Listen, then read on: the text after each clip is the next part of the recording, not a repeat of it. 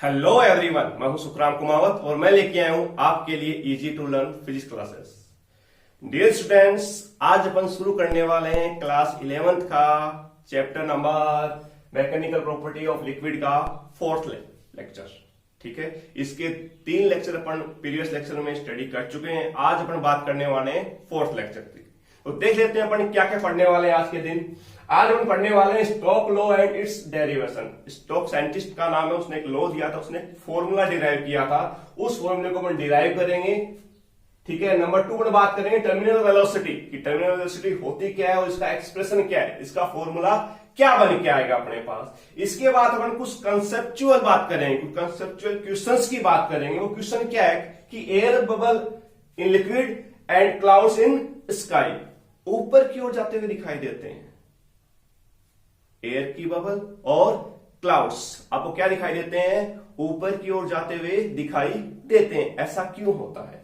और अपन बात करें कि बिगर देन ड्रॉप और स्मॉलर देन ड्रॉप, बड़ी ड्रॉप और छोटी ड्रॉप, बिगर देन ड्रॉप और small than drop. Bigger than drop जो गिरती है वो फास्टली मूव होती है कंपेयर देन स्मॉल ड्रॉप की तुलना में। ऐसा क्यों होता है वो अपन स्टडी करेंगे। तो शुरू करते हैं आज का लेक्चर नंबर फर्स्ट टॉपिक से, Stoke law and its derivations. Stoke law and its derivation. Stoke एक साइंटिस्ट का नाम है जिसने एक लॉ दिया था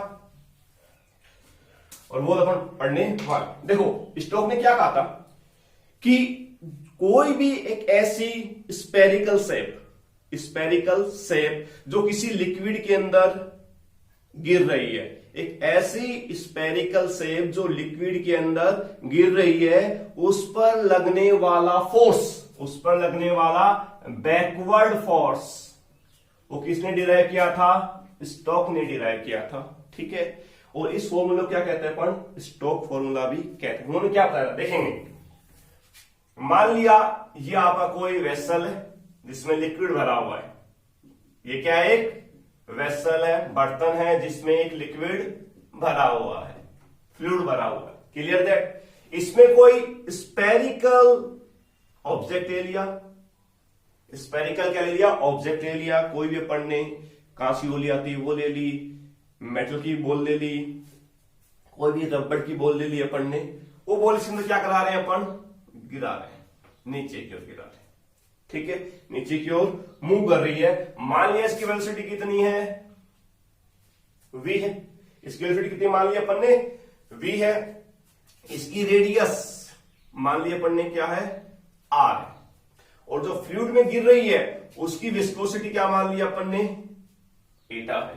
तो इस बॉल के ऊपर बैकवर्ड डायरेक्शन में लगने वाला फोर्स क्या होगा, 6 pi eta R we.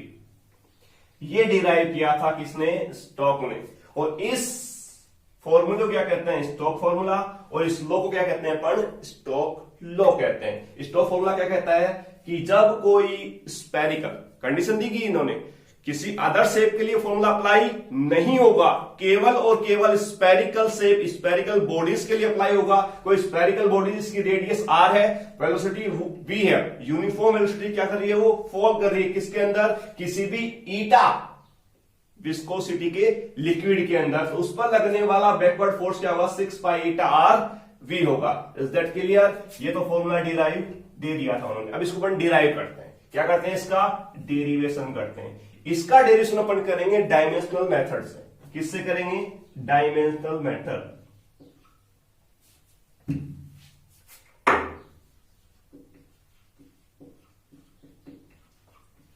Dimensional method, dimensional method आप ऑलरेडी जानते हो फर्स्ट लेसन से, वो अपन यूज करते हैं। देखो, अपन जानते हैं कि जो फोर्स है किस किस पर डिपेंड कर रहा है, विस्कोसिटी पर, रेडियस पर और वेलोसिटी पर। तो ये किस किस कंपोनेंट हो गए, ईटा का होगा, आर का होगा और वी का होगा। तो अपन जानते हैं F is depend on eta, R and V. तो वी कैन से दैट, क्या लिख सकते हैं, let. Let f is equal to k, here k is constant, कौन सा constant? Dimensional less constant, k eta की पावर a, r की power b और v की पावर c। क्या मान लिया अपन ने? इन पर डिपेंड करेगा, तो इसकी डायमेंशन इक्विवेलेंट होनी चाहिए। तो ईटा की पावर a, r की पावर b, v की power c, where a, b and c क्या है? इसकी डायमेंशंस है या इसकी पावर है, ऐसे कह सकते हैं अपन। तो यहां अपन क्या लिख सकते हैं कि k is dimensional less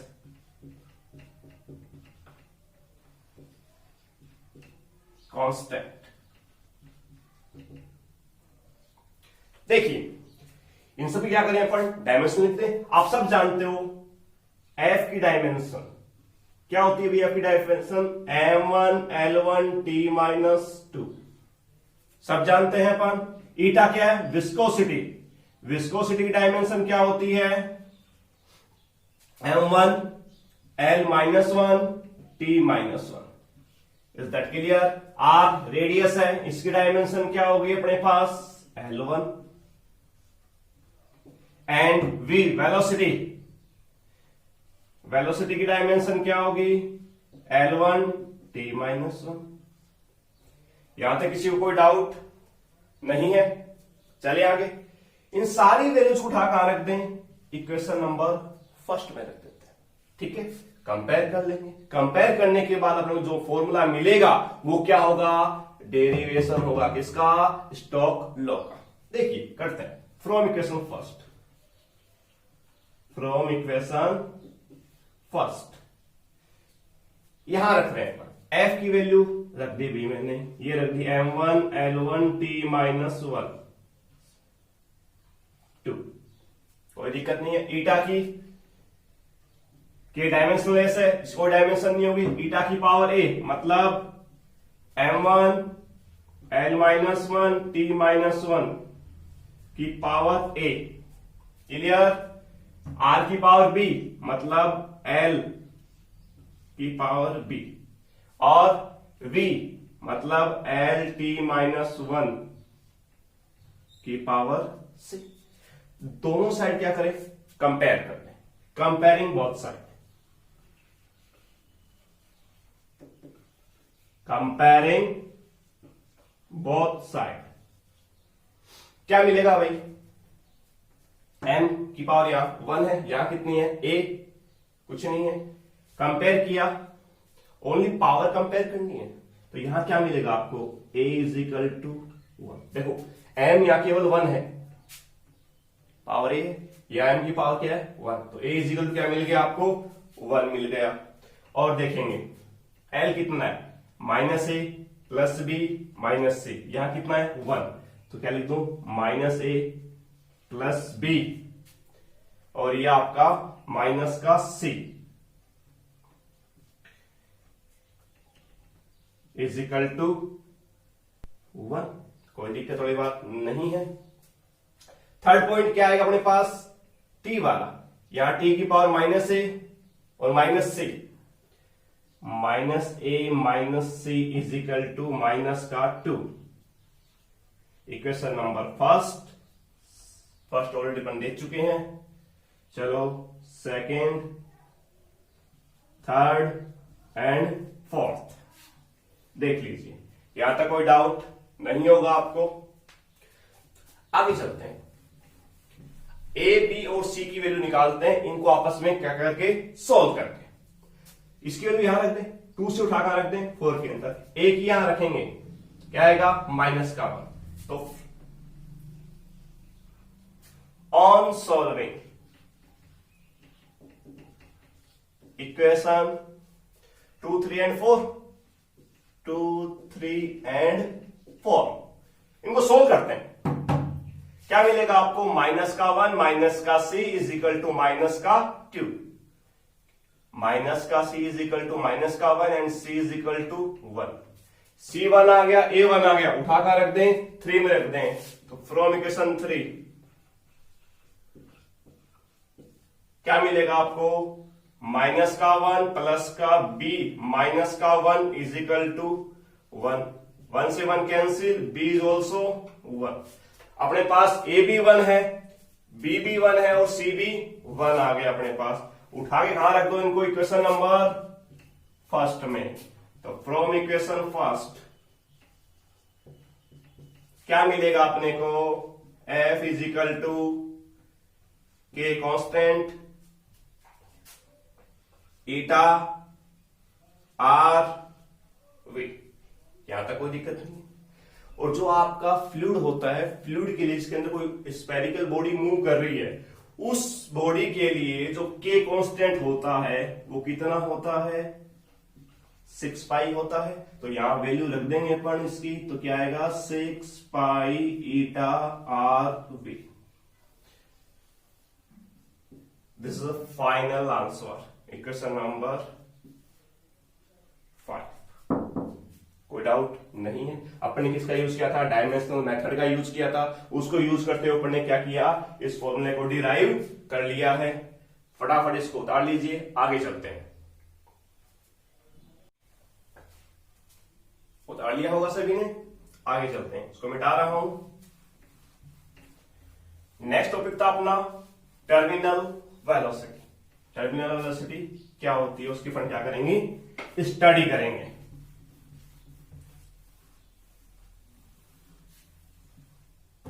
number 2,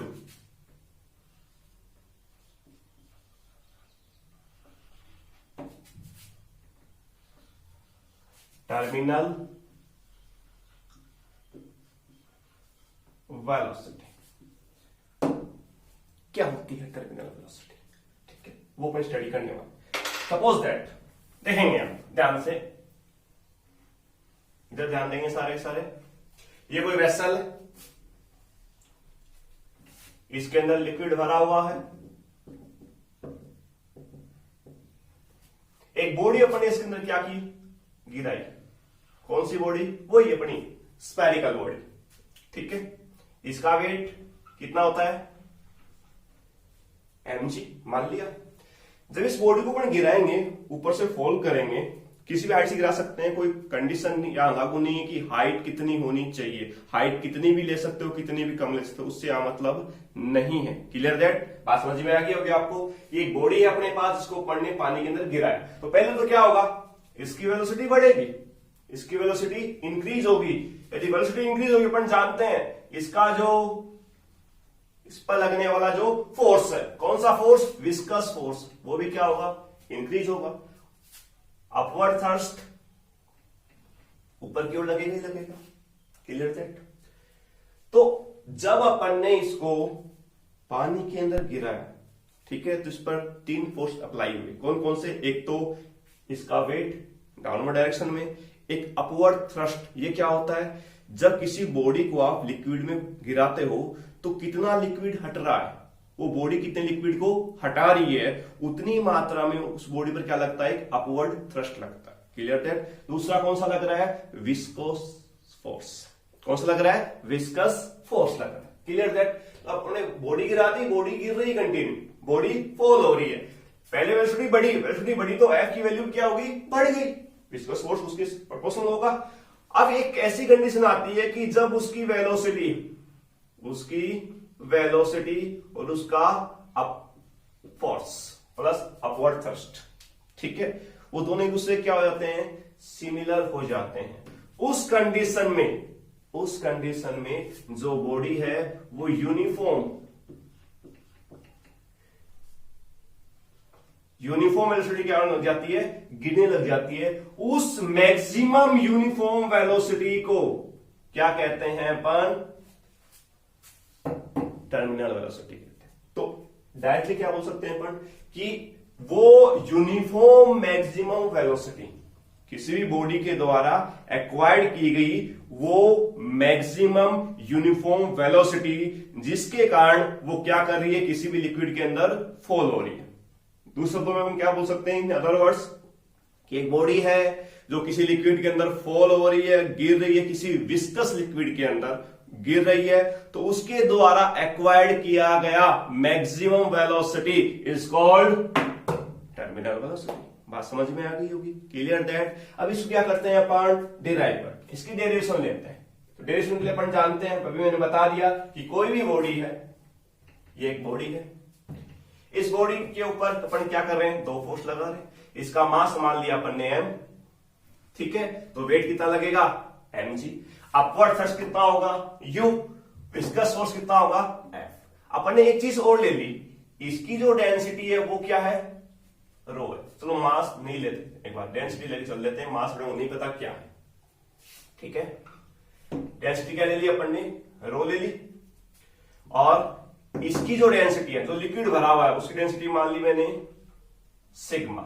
क्या लेके चल ली अपन ने, सिग्मा इसकी डेंसिटी लेके चल ली। इस पर कितने फोर्स अप्लाई हो रहे हैं, 3 फोर्स, एक फोर्स डाउनवर्ड डायरेक्शन में और 2 फोर्स अपवर्ड डायरेक्शन के अंदर। इनको अपन सोल्व करते हैं। तो पहला फोर्स, फर्स्ट फोर्स की बात करें तो फर्स्ट फोर्स कौन सा है इसका, wait.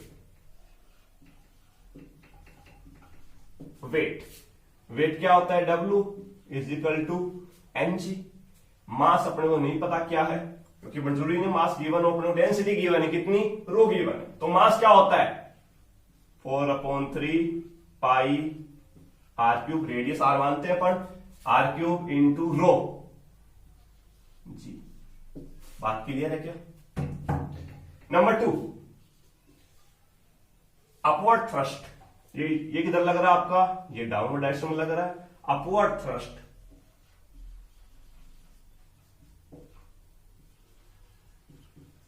Upward thrust U is equal to किसके इक्विवेलेंट होगा भाई, पानी में गई तो कितना पानी उसने डिस्प्लेस किया, उस पानी के इक्विवेलेंट क्या होगा, अपवर्ड थ्रस्ट होगा। तो वही mg के इक्विवेलेंट होगा, लेकिन पानी का। तो यहां क्या लेंगे अपन, 4/3 पाई r3 और सिग्मा इंटू c। बात क्लियर है, ठीक है। एक फोर्स और लग रहा है, कौन सा, viscous force. Viscous force F, वो कितना होता है, वोल्ट अपन जानते हैं, 6 pi eta r b। Equation number 3, clear that. ये किधर लग रहा है, अपवर्ड डायरेक्शन के अंदर, ये भी किधर लग रहा है, अपवर्ड डायरेक्शन के अंदर। अपन जानते हैं ये एक्वायर्ड करेगी क्या, टर्मिनल वेलोसिटी एक्वायर्ड करेगी। कब करेगी, जब ये तीनों फोर्स एक दूसरे को क्या कर दें, सेटिस्फाई करते हैं, क्लियर दैट। मतलब डाउनवर्ड डायरेक्शन का लगने वाला फोर्स इक्विवेलेंट होगा sum of the upward direction वाले फोर्स के, क्लियर दैट। तो अपन कह सकते हैं कि U plus F is equal to W, लिख सकते हो बात। ये पॉसिबल होगा तभी तो क्या करेगा, ये टर्मिनल वेलोसिटी एक्वायर्ड करेगी। तो अपन को वही निकालना है, तो अपन ने क्या किया, इनको सेटिस्फाई कर दिया। तो U की वैल्यू क्या होगी यहां पे, 4/3 pi r3, 4/3 pi r3 sigma g plus 4/3 pi r3 rho G is equal to W। W की वैल्यू क्या है अपने पास, सॉरी, ये अपन ने W लिख दिया गलती से, क्या लिखना है अपन, F लिखना है, 6 पाई ईटा r v। W ये रहा 4/3 pi r3 rho ji, clear that. क्या करना है अपने को, सोल्व करना है इसको आगे, ठीक है। R निकाल लेते हैं, सॉरी B निकालना है अपने को। तो B कहां है अपने पास, केवल B यहां है, इसको इधर रख लो, बाकी सारों को ट्रांसफर कर दो। तो 6 पाई ईटा r v ट्रांसफर कर रहे हैं, साथ साथ में कॉमन भी ले रहे हैं। क्या कॉमन आएगा, 4/3 पाई r3 कॉमन, क्या मिलेगा आपको, रो माइनस के सिग्मा इंटू में जी, मिल गया। क्या क्या कैंसिल हुआ, r, ठीक है, पाई 2 ये 3, तो क्या हो जाएगा, v अपने पास यहां से v इज इक्वल टू आएगा 2/9, यही आएगा ना, 2/9 रो माइनस सिग्मा इंटू जी अपॉन में एटा। This is a final terminal velocity. बात समझ में आ गई? कोई दिक्कत वाली बात नहीं है। एक चीज और रहेगी अपने पास, वो क्या रहेगी? R square. क्या रह गया अपने पास? आर स्क्वायर रह गया भाई, वो भी लिख देते हैं।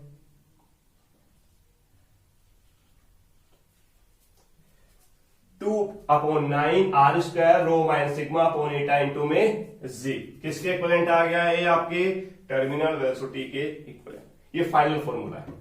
अब अपन ने दो चीजें चलते थे, अपने दो कंसेप्चुअल क्वेश्चन की बात की थी, वो कंसेप्चुअल क्वेश्चन यहां से अपन सोल्व करेंगे। पहली प्रॉब्लम क्या थी अपने पास? पहली प्रॉब्लम लेके चलते हैं। देखिए,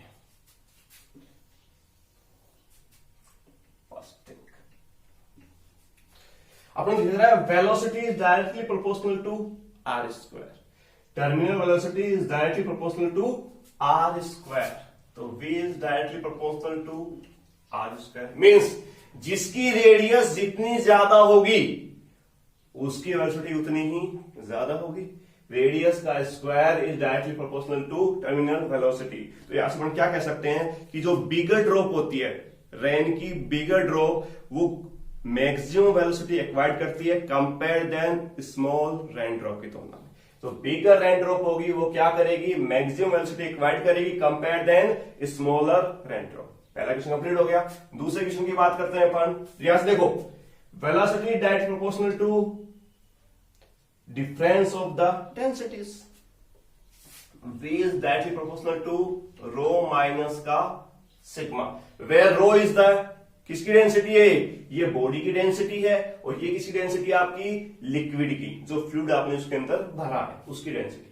तो अपन बात करें फर्स्ट पॉइंट, इसके अंदर फर्स्ट पॉइंट लें कि if rho is greater than sigma, कुछ भी हो सकता है, अपन जान थोड़े कि किसकी ज्यादा है, रो की ज्यादा है, सिग्मा की ज्यादा है, दोनों बराबर है। तो तीनों केस अपन लेके चलते हैं। यहां पे फर्स्ट केस ले लिया अपन ने कि if rho is greater than sigma, rho ज्यादा है, रो ज्यादा होगा तो क्या होगा? वे पॉजिटिव होगी। टर्मिनल वेलोसिटी क्या होगी? पॉजिटिव होगी। टर्मिनल वेलोसिटी पॉजिटिव है तो जो बॉडी है वो टर्मिनल वेलोसिटी एक्वायर्ड करेगी कौन सी डायरेक्शन में? डाउनवर्ड डायरेक्शन के अंदर। तो यहां से वेलोसिटी जो मिलेगी आपको, यहां से जो आपको टर्मिनल वेलोसिटी मिलेगी, टर्मिनल वेलोसिटी, वो क्या मिलेगी आपको? डाउनवर्ड डायरेक्शन में, पॉजिटिव डायरेक्शन के अंदर मिलेगी। सेकंड केस क्या कहता है?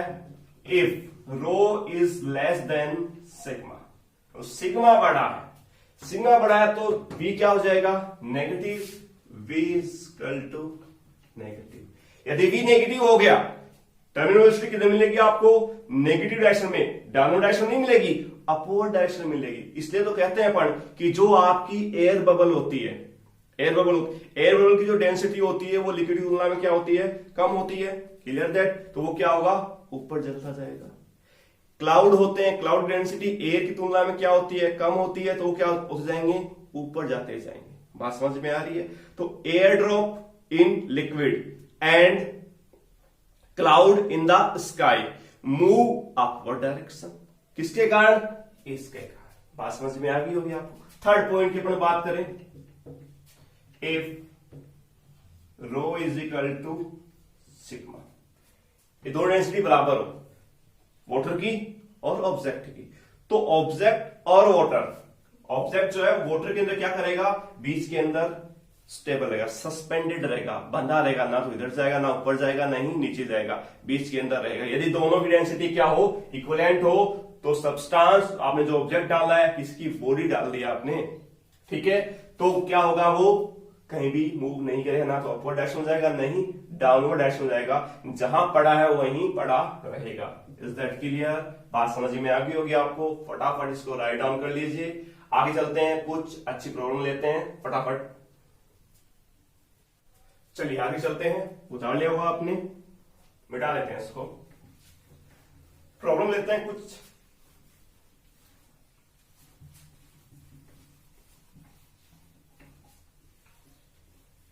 चलिए,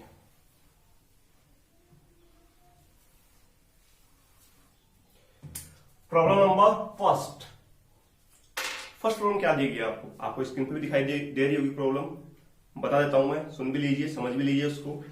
एक आपको रेनड्रॉप दी गई है, एक रेनड्रॉप दी गई है आपको। क्या दी गई? एक रेनड्रॉप दी गई है।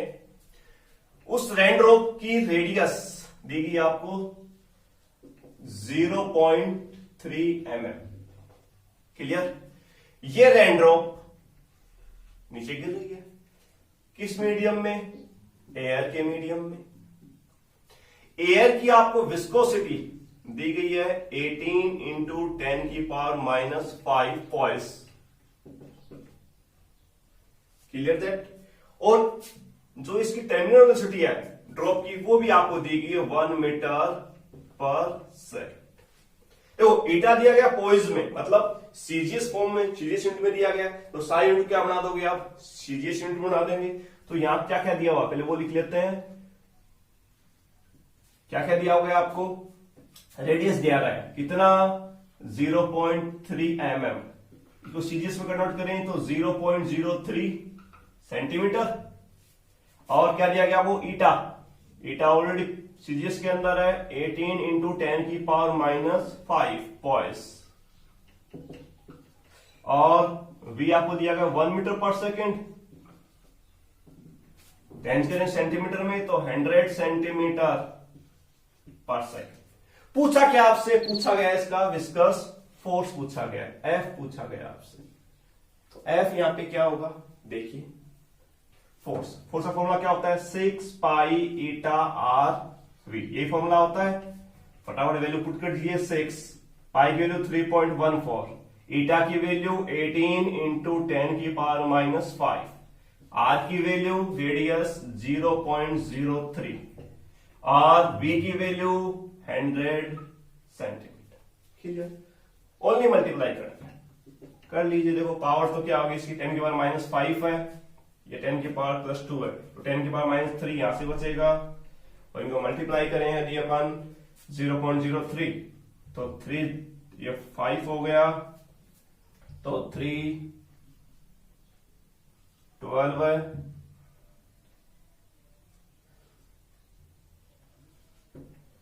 इंटू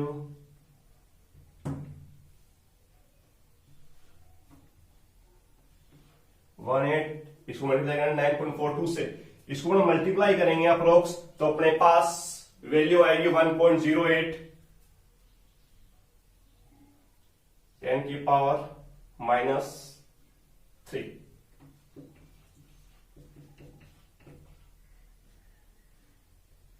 डाइन फोर्स किसमें होता है? अपने पास डाइन के अंदर होता है। 1 मिनट, वैल्यू आएगी -5 है ना यहाँ पे अपने पास। 1.08 10 की पावर -2 आएगी डाइन की फॉर्म के। Is that clear? यह था अपना क्वेश्चन। फर्स्ट प्रॉब्लम कंप्लीट हो गई, फटाफट इसको राइट डाउन कीजिए। अब नेक्स्ट प्रॉब्लम लेते हैं।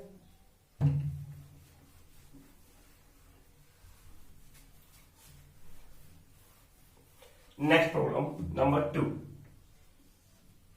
शानदार प्रॉब्लम है, देखेंगे। आपको क्वेश्चन तो दिखाई दे रहा होगा स्क्रीन के ऊपर। क्वेश्चन समझ लीजिए क्या कहता है कि आपके पास एक बॉल है, कॉपर की बॉल। क्या है? एक कॉपर की बॉल है, ठीक है, जिसकी रेडियस आर दी गई है आपको। इसकी रेडियस दी गई है आपको 2 mm। कॉपर की बॉल है, इसकी रेडियस कितनी दी गई है आपको? 2 mm दी गई है। ये किसी ऑयल के अंदर, ऑयल का एक टैंक अपने पास, ऑयल के अंदर क्या की जा रही है? ड्रॉप की जा रही है। कितने टेम्परेचर पे? टेम्परेचर आपको दिया गया 20 degree Celsius. 20 degree Celsius temperature के ऊपर, मतलब रूम टेम्परेचर के ऊपर किसी ऑयल के टैंक के अंदर गिराई जा रही है। देन उसकी टर्मिनल वेलोसिटी आपको दी गई है 6.5 सेंटीमीटर पर सेकेंड, सॉरी सेंटीमीटर पर सेकेंड आपको दिया गया है। Clear that? और जिस ऑयल में डाली जा रही है उसकी डेंसिटी आपको दी गई है। जिस ऑयल में डाली जा रही है उसकी डेंसिटी आपको दी गई है 1.5 इंटू 10 की power 3 kg per metre cube. और ये जो है आपका क्या है? कॉपर। कॉपर की डेंसिटी आपको दी गई है 8.9 इंटू 10 की पावर 3 kg पर मीटर बात समझ में आ गई? सारे मीटर में, इसको मीटर में चेंज कर लेंगे, ठीक है। पूछा क्या आपसे, देन उसकी आपको विस्कोसिटी फाइंड आउट कीजिए। क्या चाहिए आपको? विस्कोसिटी फाइंड आउट करनी है ऑयल की, जब ये आपकी कॉपर बोन उस ऑयल के अंदर डाली जा रही है। तो विस्कोसिटी का फॉर्मूला अभी मैंने देखा था, क्या होता है? 2/9 R² अपॉन V रो माइनस सिग्मा इंटू सी। ये था अपने पास फॉर्मूला। विस्कोसिटी ईटा का फॉर्मूला क्या था? 2/9 R² अपॉन V रो माइनस सिग्मा इंटू में सी। क्लियर? यहाँ क्या क्या दिया गया आपको? जो जो दिया गया वो लिख लीजिए। आर कितना दिया गया आपको? रेडियस 2 mm, 2 mm चेंज कर लो, 2 इंटू 2 की पावर -3 10 की पावर -3 मीटर। वेलोसिटी भी आपको दी गई है 6.5 सेंटीमीटर पर सेकेंड। मीटर में करें तो 6.5 इंटू 10 की पावर -2 मीटर पर सेकेंड, ठीक है। भी एंड रो दिया गया आपको 8.9 इंटू 10 की power 3 kg per metre cube. Sigma दिया गया आपको 1.5 इंटू 10 की power 3 kg per metre cube. G आप जानते हो 9.8 होता है। फटाफट वैल्यू पुट कीजिए। Then 2/9 into r, here r is 2 into 10 की पावर -3 का स्क्वायर अपॉन में v कितना? 6.5 इंटू 10 की पावर -2। क्लियर? रो है 8.9 माइनस 1.5 इंटू 10 की पावर 3। क्लियर बात? कोई दिक्कत नहीं है। इंटू जी 9.8। सोल्व करें इसको अपन थोड़ा सा। 2 इंटू 2 का स्क्वायर 4, 10 की पावर -6 माइनस करें इसको 4 और यहां पर जाएगा 7.4 इंटू 10 की पावर 3 इंटू 9.8। क्लियर? तो ये 9 इंटू 6.5 इंटू 10 की पावर -2, ये 5 हो जाएगा, ये माइनस का 1 बच जाएगा यहां से, ठीक है। इसको आपस के अंदर क्या करें? मल्टीप्लाई करें और 9 से क्या करते हैं अपन? इसको डिवाइड कर दें। तो वैल्यू अपने पास जो आएगी, अपने पास जो इसका फाइनल आंसर आएगा वो आएगा 9.92 10 की पावर -1। और सॉरी वैल्यू रहेगी अपने पास 9.92 इंटू 10 की पावर -1 आई। आफ्टर सॉल्विंग करके देख लीजिएगा आप, इतनी वैल्यू आएगी अपने पास, ठीक है। ये था अपना आज का टॉपिक। नेक्स्ट लेक्चर में मिलते हैं आपसे, तब तक के लिए see you, bye bye, take care.